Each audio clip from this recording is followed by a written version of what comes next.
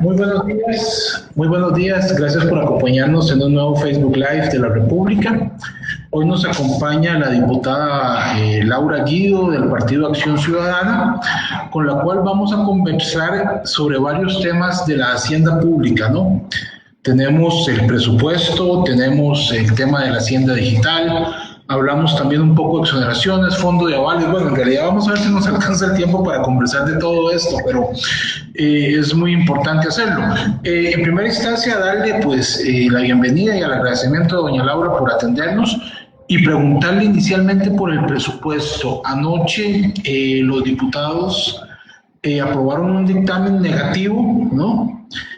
Sobre el presupuesto, y con ello, en buena teoría, el presupuesto de 2021 fue rechazado. Entonces, ¿qué sigue ahora en términos de trámite legislativo? ¿Qué se puede hacer un poco? Sí, bueno, un gusto saludarlo, Esteban, y conversar con las personas que nos siguen. Bueno, la Constitución es clarísima, el presupuesto no se puede archivar. Partiendo de ese supuesto, sabíamos que esto era más un acto político que un acto de efectos prácticos. La votación negativa del presupuesto, el presupuesto siempre se va a tener por aprobado. Ahora bien, la Asamblea tiene fechas máximas para tener por concluida esa aprobación, y la fecha máxima es el 27 de noviembre para primer debate. ¿Qué pasaría efectivamente si el 27 de noviembre, llegada a las 11:59 de la noche, no se llegó a ningún acuerdo y los diputados no votan el presupuesto? ¿Qué pasaría en este escenario? Se entendería, según la jurisprudencia que hay, se entendería por aprobado el presupuesto tal y como lo envió el Ejecutivo, más las modificaciones que se hayan alcanzado hasta el momento. Y esto es importante porque la interpretación que hace el presidente es que, como todavía estamos en plazo para votación, abre una moción con la cual establece la posibilidad de empezar a mocionar por el fondo. Durante 5 días vamos a estar recibiendo mociones de fondo del presupuesto. Eso significa que por ahí del 24 empezaremos a conocer las mociones de fondo, y estaremos dedicados esos días del 24 al 27 a conocer mociones de fondo para llegar a la votación final del expediente. Si no se llegara en la hora, se entendería posiblemente se entendería por aprobado el presupuesto con los cambios que se hayan hecho a ese momento. Claro, bien interesante lo que nos cuenta doña Laura, porque pareciera un poco como contradictorio que si hay un informe de mayoría que se vota de manera positiva, a final de cuentas el presupuesto queda aprobado. Pero es que, como usted bien dice, el gobierno no puede quedarse sin presupuesto para el año siguiente. Ahora bien, para entenderlo en cuanto a términos de trámite legislativo, ¿no? Los diputados tienen 5 días para presentar mociones. Estas mociones se van a conocer en el plenario específicamente, o regresan a comisión de hacendarios para conocerse, o todos los diputados van a poder participar mocionando, presentando cambios en este apartado, en este trámite. Sí, ahora estamos trabajando con el artículo 205 del reglamento. Esto pues está pensado antes de una votación de un dictamen. Sin embargo, lo están aplicando a esta etapa, interpretando que como no se puede archivar, entonces continúa rodando la bola en la cancha legislativa. Y sí, lo que corresponde entonces con esa interpretación es que estos días se podrán reiterar mociones que fueron rechazadas en comisión o presentar mociones nuevas. Ambas opciones son posibles, y están habilitados para hacerlo todos los diputados y diputadas, para presentar mociones nuevas, y serán votadas y discutidas en el plenario. Ahora, si llegada a las 23:55 no se ha agotado la discusión, pues se tendrían por rechazadas las mociones que no se hayan conocido y aprobado el proyecto tal y como se encuentra en esa etapa procesal. Pero es de las cosas que tienen pocos precedentes, entonces esa es la tesis que sostenemos mayoritariamente acá. Pero bueno, en esta cancha lo incierto es una de las cosas que está siempre jugando también. Ok, perfecto. Ahora bien, la oposición quiere hacer un recorte millonario. En algunos casos se habló de 200.000 millones de colones, pero el gobierno y la bancada oficialista del PAC ya presentaron una propuesta en ese sentido que en este momento está en proceso de negociación. Yo me imagino que las bancadas de Liberación, La Unidad, Restauración, Nueva República, los diputados independientes y los del PIN ya están un poco estudiando esto para ver si efectivamente impulsan o apoyan las mociones o los recortes que está promoviendo el partido de gobierno y el PAC, o si por el contrario presentan nuevas mociones. ¿Es así? Es exactamente así. Hemos procurado que haya un acuerdo y principalmente esto ha sido una conversación a nivel de jefes de fracción y eso es importante mencionarlo, ¿verdad? Ha sido con la presencia del ministro de Hacienda. Nosotros desde que presentamos el dictamen de minoría presentamos la opción del recorte por 150.000 millones, tal y como nos habíamos comprometido a hacerlo, prestando nuestro informe para que Hacienda pudiese exponer en la mesa su propuesta. Ahora, por la vía de mociones, retomamos esa propuesta inicial de Hacienda y la volvemos a presentar, pero también estamos en paralelo, pues, teniendo ese espacio de negociación para ver cuál es ese recorte posible. Y ahí entran discusiones muy válidas. Por ejemplo, hay diputados que tienen resistencia a recortar en gasto de capital. Sin embargo, yo no veo posible llegar a 150.000 millones sin pasar por gasto de capital.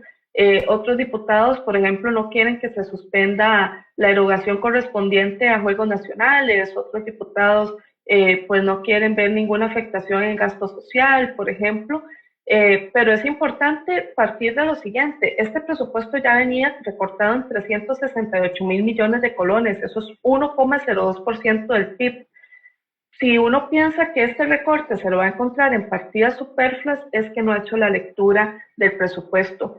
Si estamos dispuestos a hacer un sacrificio adicional en materia del gasto, tenemos que partir del entendimiento de que es eso, es un sacrificio, tiene que ver con renuncias de cosas que se querían hacer y que no se tendrá la posibilidad económica de hacer el otro año. El presupuesto de la República es por poco más de 14 billones de colones y se financia, creo, si mal no recuerdo, es en un 55% con deuda y el resto es con nuevos ingresos. Mucho del dinero que se invierte precisamente se paga en deuda, intereses, en gastos fijos. Es decir, hay mucha rigidez presupuestaria y si uno hace un ejercicio de revisión, efectivamente es difícil encontrar partidas de dónde recortar sin que haya sin que se contravengan las leyes, ¿no? Entonces, preguntarle, Laura, ¿cuáles son las partidas, cuáles son los ministerios donde el PAC está proponiendo recortes para lograr esos 150.000 millones de colones? Fundamentalmente, aquí el reto efectivamente es que el financiamiento de este presupuesto depende en gran medida de deuda.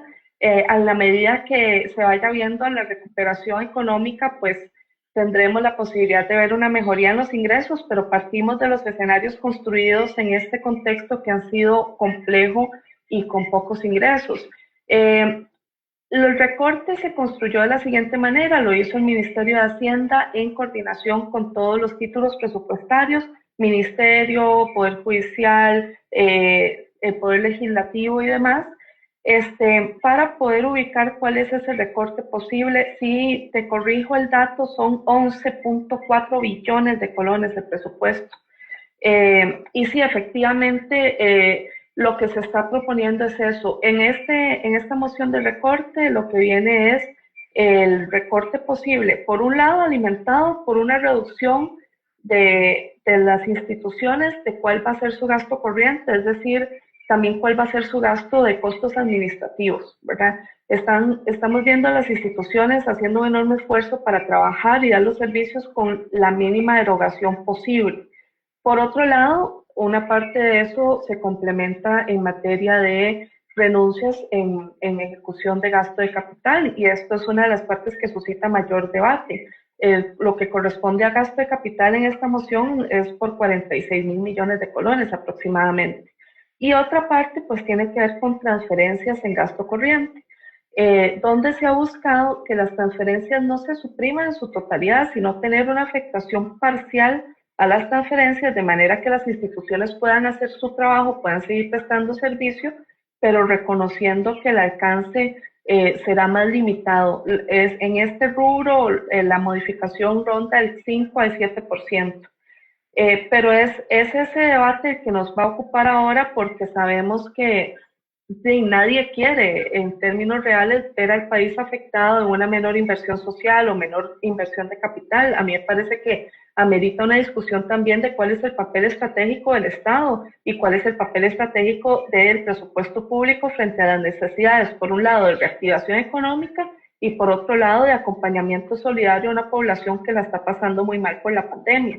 Pero es parte de ese debate que debemos dar, también teniendo de frente que el déficit alcanza los 3 billones de colones, que estamos hablando de un presupuesto que depende de su financiamiento del 55%, y que además que requiere el país dar buenas señales para que las tasas de deuda también continúen bajando, continúen mejorando su calificación y sea menos costoso financiar el gasto público.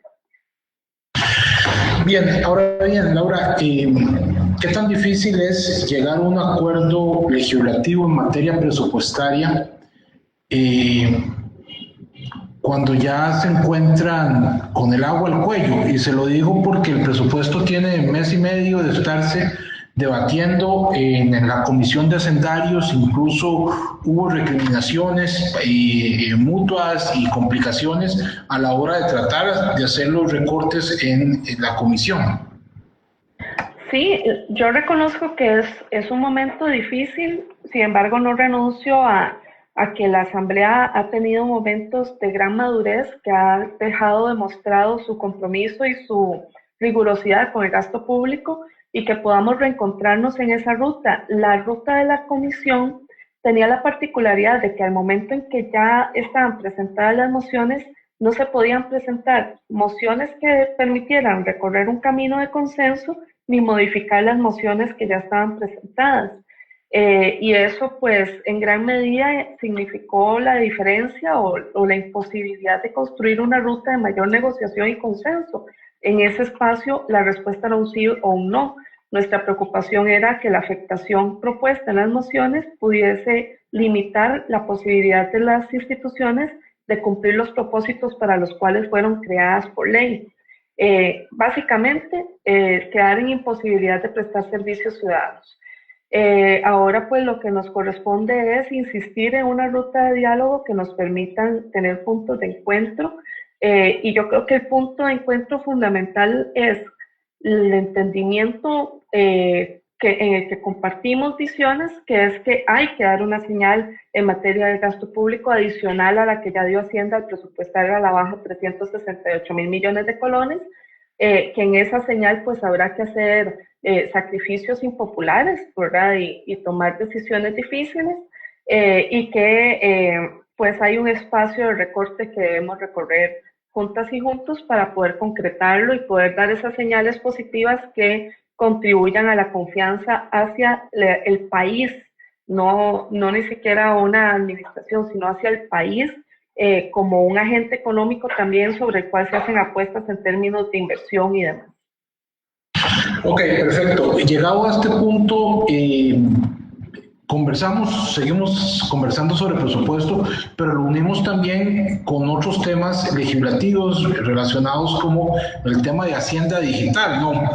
Uno de los principales puntos que señala la oposición en el Congreso para pedir mayores recortes es que el gasto no ha sido el mejor y que se puede hacer algo más con el tema de la evasión fiscal, entre otros argumentos. En días pasados, el Congreso aprobó un proyecto conocido como Hacienda Digital, que viene a darle unas herramientas tecnológicas al Ministerio de Hacienda para luchar contra la evasión y elusión. Pero preguntarle, Laura, ¿Cuál podría ser el impacto de esta iniciativa? ¿Por qué es importante en estos momentos? Sí, este proyecto es bien importante por varios frentes. Todavía es difícil medirlo, ¿verdad?, en términos de recaudación, porque el universo de la evasión sigue siendo un universo de suposiciones, ¿verdad? Uno tiene alguna base de documentación de por dónde puede andar la evasión, pero sigue siendo basada en construcción de supuestos. Sin embargo, este es el pasar de cortar el zacate con corta uñas a pasar a cortarlo con el camioncito chapeador, ¿verdad? La más última tecnología con eh, las mejores, las mejores herramientas para poder hacer esa lucha.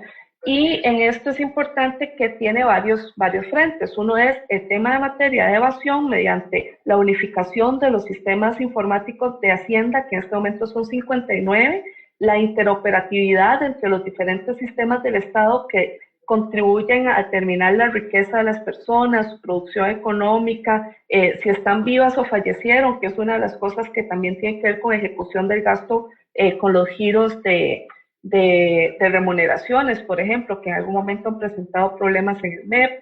Tiene que ver con, por un lado, la presupuestación, el seguimiento del gasto, la recaudación fiscal, la materia fiscal aduanera, la posibilidad de tener la última tecnología no invasiva en los puestos aduaneros, la posibilidad de que los sistemas se comuniquen entre sí y el seguimiento en todos los niveles de la ejecución del gasto. Además, mejoras en eficiencia, que además tienen por consecuencia una reducción del gasto. Se dice que la tasa de retorno del préstamo es de 142%, esto dicho por el Banco Mundial. Es un préstamo que se estará pagando solo gracias a las herramientas que ofrece el país y a la posibilidad de tener mejoras en la recaudación, menos erogaciones por concepto de eficiencia, y también pues mejoras sustanciales en materia de transparencia y un mejor trato al contribuyente para que le sea más fácil y accesible poder hacer su trabajo y tener su relación con Hacienda. Me menciona usted 59 sistemas operativos en Hacienda. Estamos hablando de programas informáticos, ¿correcto? Sí, estamos hablando de 59 sistemas informáticos que no se hablan entre sí, y que además, que a medida que aumenta la complejidad de nuestro modelo económico y aumentan las herramientas que ofrece la Asamblea Legislativa para luchar contra la evasión o la elusión y demás, se van teniendo nuevos requerimientos digitales y se estima que en un periodo corto podrían llegar a ser 100 sistemas que no se hablan entre sí. Muchos de ellos, por ejemplo, en materia aduanal, son sistemas que se alimentan manualmente y que además el sistema más usado es Excel, ¿verdad? Y sigue siendo una enorme dificultad porque no ofrece las herramientas óptimas para el trabajo que tiene que hacer la autoridad tributaria y la autoridad fiscal del país. Yo creo que claramente, si me permite el comentario, un país que no tenga unas herramientas tecnológicas adecuadas para luchar y cobrarlo, para luchar contra la evasión y controlar la ilusión, difícilmente pueda salir adelante si no las tiene. Pero preguntarle, a propósito de esto, ¿no? ¿Qué tan grave es el tema de la evasión fiscal? Y quizá ustedes lo han hablado en comisión, han tenido al ministro, a los ministros, a expertos sobre este tema en comisión. ¿Qué tan grave es el tema de la evasión y la elusión? Porque se lo pregunto porque para algunos sectores este es el gran tema país, ¿no? Ellos consideran que incluso la evasión ronda $1.000 millones al año y que eventualmente sí se podría resolver el tema del déficit fiscal y el peso de la deuda, pero cuéntenos un poquito su experiencia en este tema, qué se ha hablado en comisión, un poco pues. Sí, este tema tiene la complejidad de que si supiéramos exactamente quiénes son los evasores y dónde están, pues el problema sería distinto, ¿verdad? Ya podríamos tener más capacidad para atenderlo. Entonces, mucha de la data existente parte de especulación, de estimaciones y de promedios mundiales y demás. Hay una necesidad de actualizar la data porque la última tiene como unos 5 años, si mal no recuerdo. Este edificio inteligente le apaga a uno las luces aunque no está aquí, pero bueno, y si hay una necesidad de renovar esa información porque se ha hablado siempre de un 8 o un 5% del PIB. Sin embargo, le tengo que reconocer que soy un poco escéptica de los datos porque no constituye una base sólida de información. Ahora bien, no soy escéptica del problema, el problema es grande. Pasa por un lado por los grandes evasores y pasa también por otro lado por una cultura de poco compromiso con la tributación, ¿verdad? La esquina en la que te venden sin factura o con factura y te cambian el precio en función de eso. Yo creo que nuestro trabajo fundamentalmente es crear herramientas para luchar con eso. Los legisladores antes de nosotros hicieron un gran trabajo en materia de fraude fiscal o factura digital y demás. Nosotros hicimos lo propio con el proyecto de fortalecimiento de las finanzas públicas. Sin embargo, falta mejorar la lucha contra la elusión, que es algo que no podemos medir porque son medidas legales, pero artificiosas para poder evadir la paga de responsabilidades fiscales en el país. En eso tenemos una deuda pendiente con respecto al trámite de proyectos de los Panama Papers y ha habido pues poco ánimo de conocerlos por ahora. Creo que podríamos ver un ánimo distinto y espero que así sea en el periodo extraordinario. Y por otro lado, uno de los temas que a mí me preocupa mucho es que lo que entendemos como fraude fiscal son evasiones por 500 salarios base. Es un umbral altísimo, altísimo. Y eso se había modificado en el trámite de fraude fiscal en la administración anterior. Aquí había una moción que a mí me parece que es algo que urge resolver. Hemos estado impulsando el expediente 20.225. Es un expediente que quiere llevar ese umbral a 200 salarios base que sean acumulables en 2 periodos fiscales consecutivos. Es decir, si usted evadió 99 en un año y 101 en otro, bueno, entonces ya califica como fraude fiscal. Y poder ofrecer mecanismos de salida principalmente orientados a que el objetivo aquí es que la gente pague.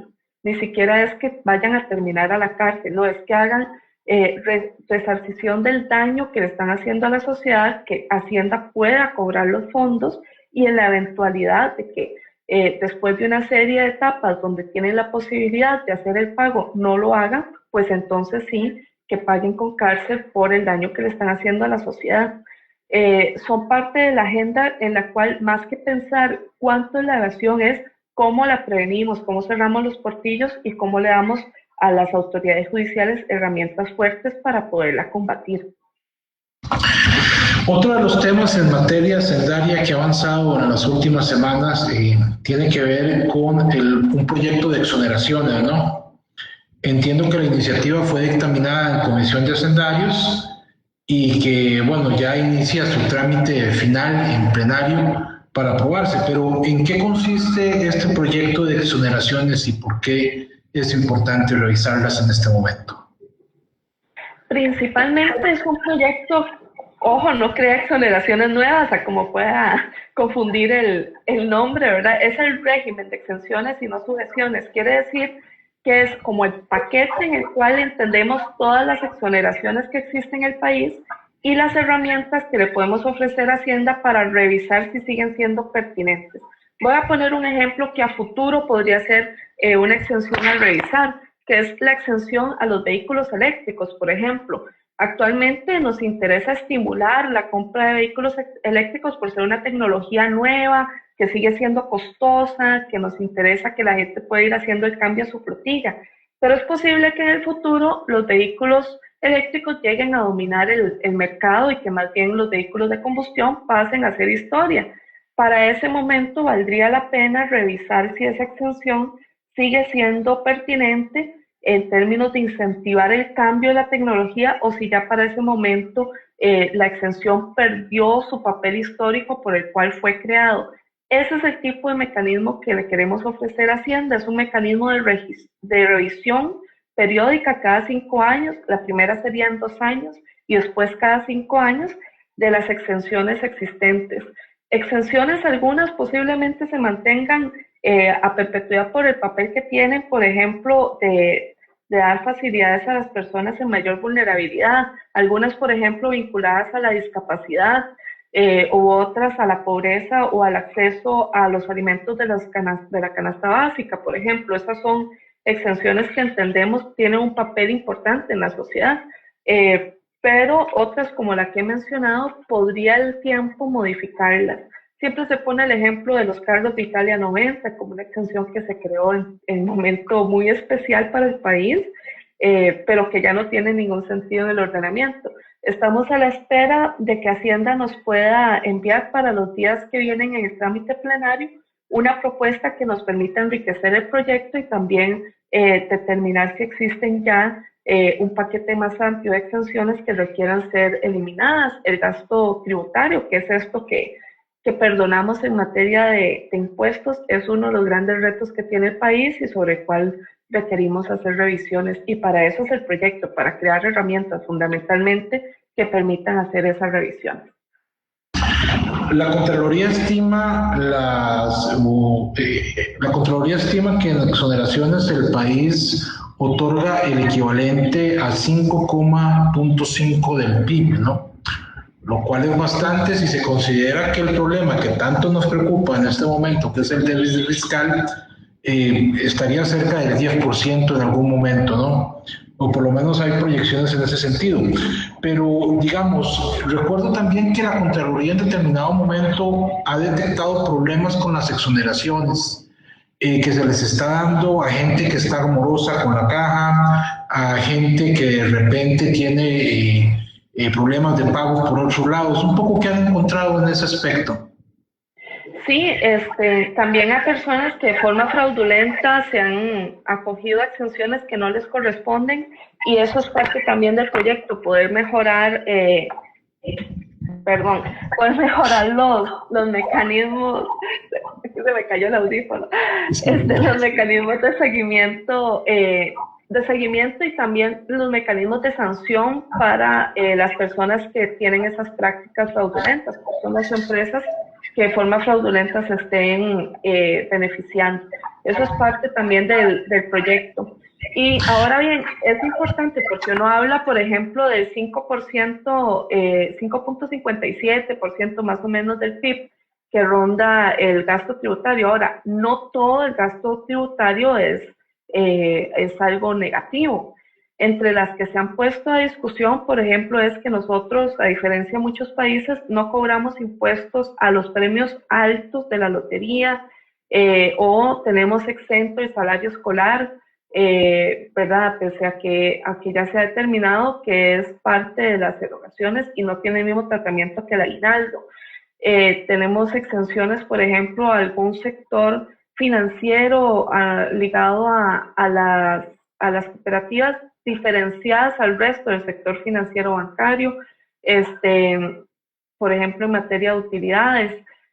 También hay otras exenciones en rentas de capital que tiene que ver con algunos niveles de producción y demás. Hay una lista larga de temas a revisar. Algunos, como digo, siguen siendo absolutamente pertinentes y vigentes, como es el tema del acceso a los productos de la canasta básica, especialmente después de que la canasta básica se revisó para sacar los camarones y otros artículos de lujo que ahí se habían colado, y que efectivamente representa una canasta básica con algunos criterios nutricionales también para tener una población saludable y con acceso a una alimentación de calidad.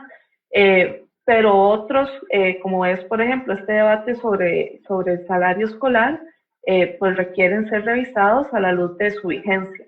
Ahora bien, este mecanismo permite la revisión, pero eso no exime a la Asamblea Legislativa de poder dar estas discusiones sin esperar a que pasen 2 años para tener las primeras revisiones. Claro, las sanciones establecen, me imagino, en cierta forma la eliminación de esos beneficios en caso de encontrar fraude, morosidad o algún elemento ilegal. Así es, déjame, porque este tema, vieras que este tema ha sido de larga data. Pero sí, el proyecto establece un régimen sancionatorio para beneficiarios de bienes exonerados que en un uso distinto al previsto no liquiden los tributos o incumplan en su obligación de presentar los informes periódicos que requiere la Dirección de Hacienda. También da más claridad a la hora de precisar cuáles son la responsabilidad y el uso y destino de los bienes exonerados y demás. Si bien establecer orden, lo que no me acuerdo ahorita es de la sanción, que tendría que, eso sí, revisarlo. Bueno, aquí tengo un dato. Hay 3 tipos de infracciones derivados de los procesos administrativos: por el mal uso de los bienes, la omisión de la presentación de informes o la falta de liquidación de los tributos. Pero sí te quedo debiendo exactamente la infracción. Tendría que revisar el texto porque este texto nos lo encontramos ya viejo, hace 2 años, y se ha movido al paso de la tortuga, y estamos muy contentos de que en este contexto pudiera avanzar porque tenía demasiado tiempo ahí pegado. De hecho, entiendo que el proyecto tenía 5 años en la corriente legislativa desde que fue presentado. Finalmente, Laura, conversar un poquito sobre el fondo de avales, facilitar el acceso a financiamiento a personas y a empresas afectadas por la pandemia, de manera que les permita seguir adelante y mantener fuentes de empleo, es el objetivo más o menos del fondo de avales. Pero, ¿de qué forma se lograría esto? Fundamentalmente es acompañar solidariamente a las empresas en las garantías bancarias, que es uno de las grandes barreras en este momento, especialmente reconociendo que el momento económico encuentra a muchas de las empresas ya endeudadas o sin capacidad de poder presentar garantías para acceder al crédito, porque ya las tienen con otras prendas o por otras condiciones. Ante esa limitación y reconociendo que es uno de los grandes limitantes para ese acceso, es que se presenta este proyecto donde el Estado pues tendría una participación solidaria en la presentación de esa garantía, y que las entidades bancarias estatales tendrían otra participación también en este particular. Y lo que se busca fundamentalmente, Esteban, es poder facilitar el acceso al crédito, reconociendo que ese es uno de los grandes limitantes que ha enfrentado el sector productivo, y para ello hay también un proyecto de financiamiento con el BID, del cual se tomaría una parte, no recuerdo si eran 32.000 o 36.000 millones, 32 o 36 millones de dólares, perdón, es lo que no preciso ahorita, creo que eran 32, pero es esa posibilidad de incorporarlo en un primer presupuesto y después ir incorporando paulatinamente el resto de los recursos en otros ejercicios presupuestarios, con el objetivo también y con el espacio para que Hacienda, en caso de que esa cantidad de recursos tenga una mayor demanda, especialmente en el primer año, pueda hacer incorporaciones adicionales al presupuesto. Y estaría siendo gerenciado desde una oficina dedicada a la ejecución en el Ministerio de Hacienda, pero la colocación fundamentalmente dependerá de las entidades bancarias estatales, quienes tendrán y siguen teniendo pues el contacto directo con el sector productivo para esos efectos. Finalmente, tal vez un mensaje de conclusión a propósito de todo lo que se está discutiendo en materia hacendaria en el país, en la Asamblea Legislativa, a propósito del momento que vive, el difícil momento que vive el país, Laura. Yo aprovecho para comentar que una de las grandes preocupaciones que tengo tiene que ver con la fuente de financiamiento del Estado y cómo se han satanizado los préstamos de apoyo presupuestario. Los préstamos de apoyo presupuestario son una agenda de cooperación internacional y tienen que ver con poder permitirle al país financiar su actividad, que ya está autorizada por el presupuesto de la República y será autorizada nuevamente para el 2021 por la Asamblea, en un espacio que le consuma menos recursos en materia de intereses. Estamos hablando de opciones entre el 3 y el 4% frente a un mercado local que oscila entre el 6 y en momentos de crisis hasta el 9 y 10%. Y que esa posibilidad de poder tener no para aumentar el gasto público, sino para financiar el gasto público que ya tenemos presupuestado para los ejercicios de cada año, de poder tener un acceso a los recursos, tiene que ser atendido con un debate muy maduro y muy apegado a los datos, fundamentalmente apegado a los datos. ¿Para qué se quiere pasar ese recurso a una deuda más barata?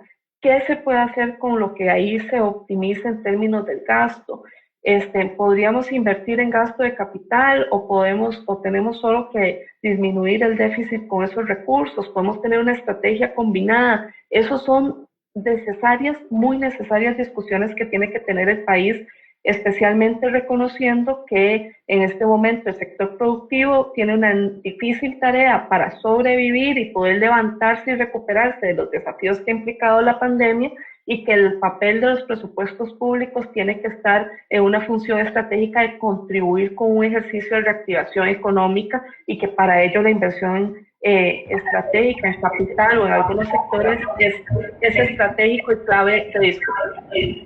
Bueno, muy bien. Entonces, con este mensaje final nos quedamos, esperando que ojalá diputados de otros partidos lo entiendan bien, por el bien del país.